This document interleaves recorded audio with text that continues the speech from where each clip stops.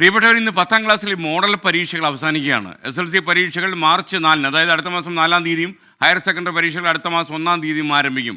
പല കുട്ടികളും ടെൻഷനിലാണെന്ന് എനിക്കറിയാം. ടെൻഷൻ ഇപ്പോഴേ അവർ തുടങ്ങി. വർക്കല വളവിൽ മഴ പെയ്യുന്നു വെച്ച് ഇപ്പോഴേ കുട നിവൃത്തി എന്ന് പറയുന്ന പോലെയാണ് കുട്ടികളുടെ കാര്യം. മാതാപിതാക്കൾക്കാണ് കുട്ടികളെക്കാളും ടെൻഷൻ.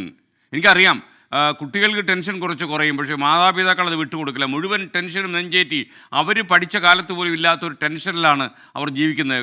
കേബിൾ TV കട്ട് ചെയ്യും, ആരെങ്കിലും ഫോൺ വിളിച്ചാൽ എടുക്കത്തില്ല, വീട്ടിലേക്ക് സന്ദർശകരെ അനുവദിക്കത്തില്ല, ബന്ധുക്കൾ വീട്ടിൽ വരാൻ അനുവദിക്കില്ല. അങ്ങനെ ടെൻഷനോട് ടെൻഷൻ, ജനാലകളും വാതിലുകളും ഒക്കെ അടച്ച് പരീക്ഷ എന്ന ഒരൊറ്റ പേടി സ്വപ്നത്തിൽ അമർന്ന് കിടക്കുന്ന 2-3 ആഴ്ചകളാണ് ഇനി വരാൻ പോകുന്നത്.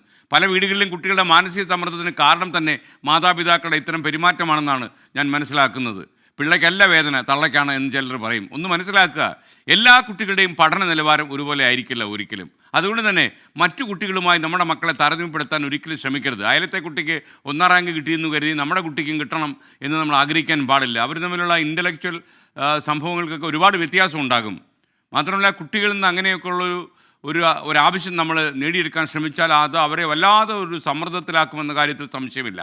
കുട്ടികളുടെ ആത്മവിശ്വാസം കെടുത്തുന്ന ഒരു നടപടിയും പരീക്ഷാ സമയങ്ങളിൽ മാതാപിതാക്കളിൽ നിന്ന് ഉണ്ടാകരുത്. മറ്റു രീതിയിൽ പറഞ്ഞാൽ, മാതാപിതാക്കൾക്ക് കുട്ടിത്വം ഉണ്ടാകരുതെന്ന കാര്യം.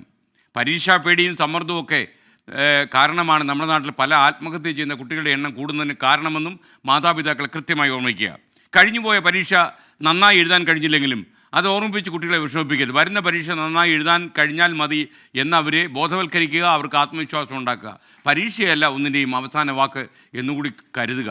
ജനങ്ങളുടെ സർവകലാശാലയിൽ നിന്ന് ഡിഗ്രി എടുത്താലേ നമുക്ക് ജീവിതത്തിൽ കടന്നു പോകാൻ കഴിയൂ. അതുകൊണ്ട് പരീക്ഷാ പേടി കുട്ടികളിൽ കൂട്ടാതിരിക്കാൻ മാതാപിതാക്കളെ ശ്രദ്ധിക്കുക. PT-യും അധ്യാപകരും ഒക്കെ തന്നെ ഇതിന് ശ്രമിക്കരുത്. കുട്ടികൾ സ്വതന്ത്രമായി മാനസിക ഉല്ലാസത്തോടെ പോയി പരീക്ഷ എഴുതി അവർ വരട്ടെ. നല്ല റിസൾട്ട് ഉണ്ടാകും, കുഴപ്പമൊന്നുമില്ല.